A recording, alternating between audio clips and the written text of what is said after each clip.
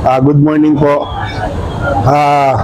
Kung sino pong interesadong matutong magtanim ng herbs at saka kung paano po gamitin yung mga herbs, lumapit na po dito para po naituro po namin sa inyo kung paano po magtanim at magparami nito mga herbs nito at saka yung mga gamit po niya.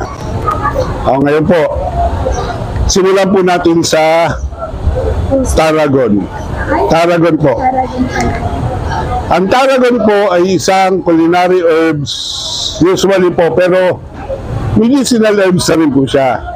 Ang tarragon po ay ginagamit. Sino po dito ang nakakakilala nitong? Alam po niyo ba kung saan ginagamit to?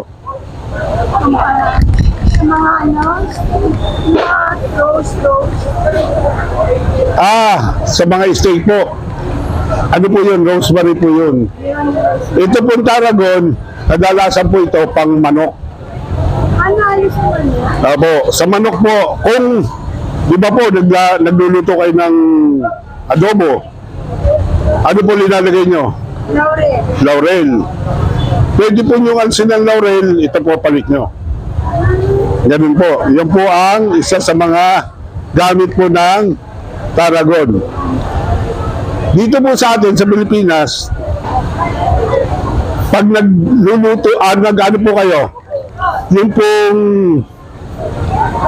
ito po ang tanong ko, ano po ang binababad nyo sa suka? Ito, Bangus.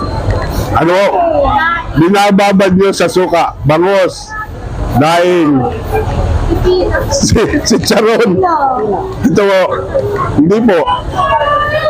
Pag ano po, yun po ang kadalasan sagot. Pero ito po, di ba po, pag naglalagay po kayo ng suka, ang nilalagay nyo sa suka po, yung mga sili, bawang, paminta, para po magkameron ng aroma, yung suka nyo.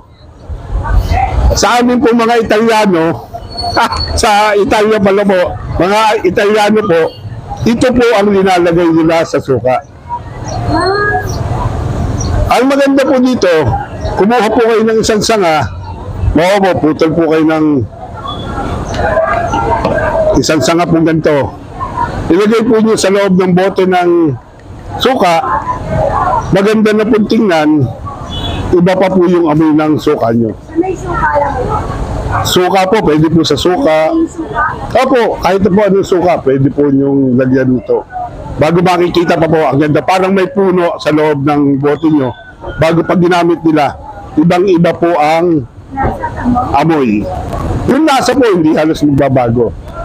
Pero yung amoy po, yan po.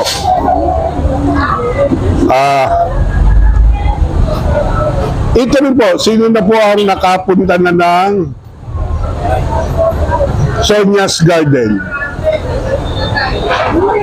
Ang Sonia's Garden po, welcome drinks, welcome tea nila. Ito rin po.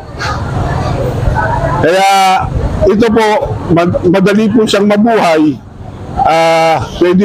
Pwede nyong itanim sa gilid lang ng bahay ninyo, kapaki-pakinabang. Ito po, ginagawa naman po itong tea. Maganda po ito sa digestion. Sabi nga po, pag pinagsama po nyo itong tarragon at saka ginawa nyong tea, mawawala ang problema nyo habang umiinom kayo ng tea. Tarragon at saka mint. Pero pag naubos na po yung tea nyo, meron na ulit kayong problema.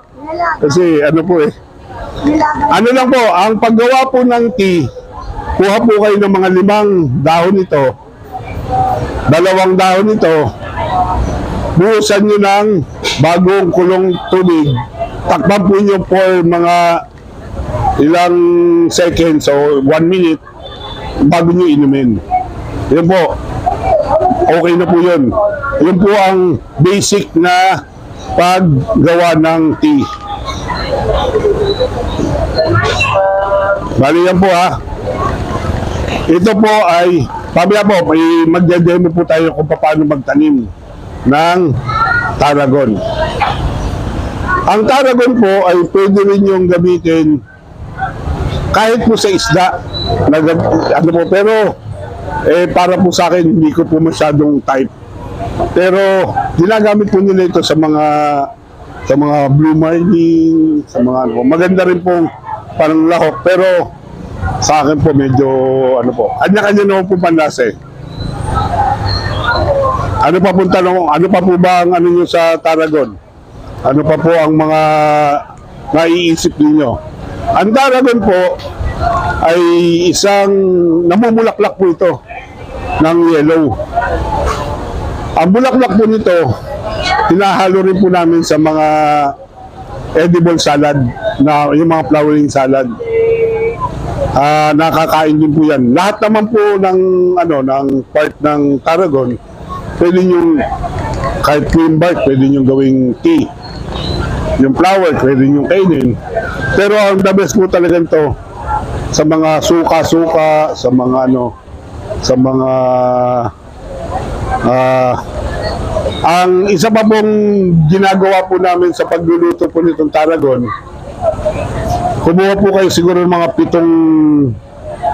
pitong dahon lang. Pagtadin po ninyo. Bago mag-scramble egg po kayo, ilagay po nyo ito. Ibang-iba na rin po ang lasa ng Italian Italian scrambled egg na yung inyong yung itlog nyo. Kasi dito po sa atin, nilalagay natin sibuyas.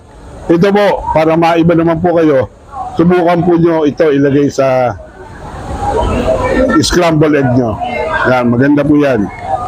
Kaya naman po, bibigay din namin yun sa inyo pamaya. At ano pa po ba ang